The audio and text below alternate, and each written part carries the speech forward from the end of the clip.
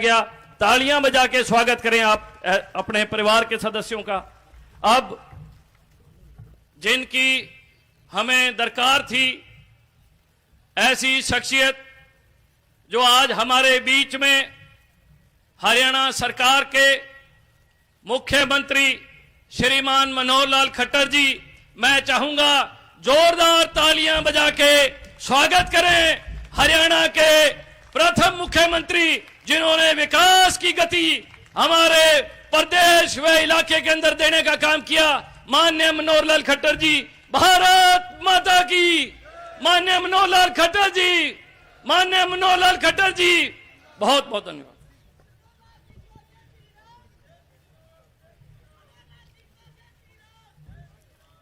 आज रणधावा गांव में महाराणा प्रताप जी की प्रतिमा के समक्ष मंच पर विराजमान हमारे जननायक जनता पार्टी के राष्ट्रीय अध्यक्ष मान्यवर चौधरी अजय सिंह जी चौटाला, लोकसभा में हमारे इस इलाके की सांसद बहन सुनीता दुग्गल जी, हरियाणा सरकार में मेरे साथ पावर मिनिस्टर का दायित्व बहुत बखूबी निभा रहे इस इलाके के बड़े नेता आदरणीय चौधरी रणजीत सिंह जी चौटाला, हमारे यहाँ के सरकार में जो साथ जुड़े हुए विधायक सब, भारतीय जनता पार्टी, जेजेपी और अन्य, उनमें सभी श्री दुड़ाराम जी, श्री कृष्ण मिड्डा जी, महीपाल ढांडा जी, पूर्व मंत्री मनीष ग्रोवर जी, प्रोफेसर छत्रपाल जी और हमारे इस गांव की पूरी पंचायत, श्री सुभाष जी सरपंच, चुनीलाल जी, पतराम जी, रामस्वरूप शर्मा जी, डॉक्टर भगवंत सिंह जी, डॉक्टर छज्जू सिंह जी, रविंदर सिंह जी, सोनू जी, मंचासीन सभी सज्जन वृंद और रणधावा की इस जनसभा में आयड़ा मेरा सगड़ा बुजुर्गा, नौजवान साथी, बहनों, भाइयों, सबने मेरी राम राम।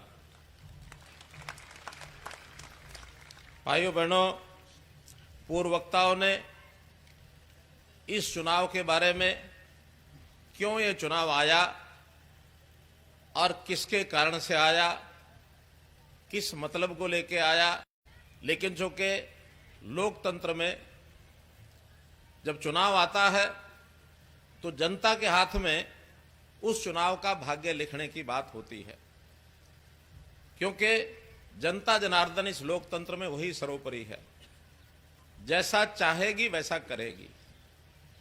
पूर्व चुनाव की बातें बहुत की गई यहां,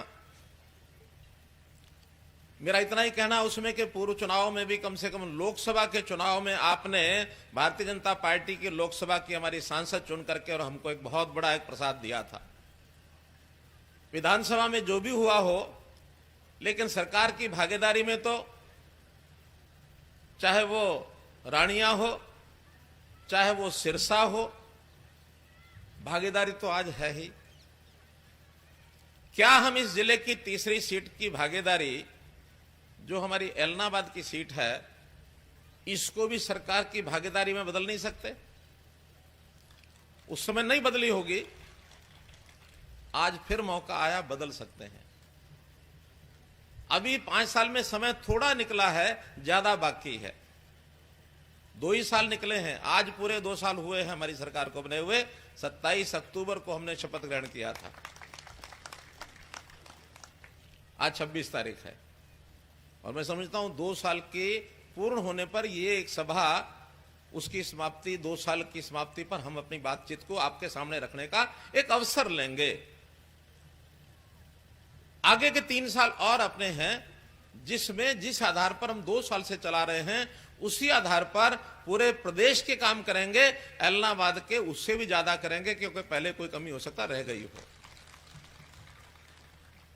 2014 के चुनाव में ये ठीक है, हम दोनों पार्टियों ने अलग अलग चुनाव लड़ा था, लेकिन दोनों ने अपने मैनिफेस्टो जारी किए थे और उसके अंदर एक ट्रांसपेरेंट सरकार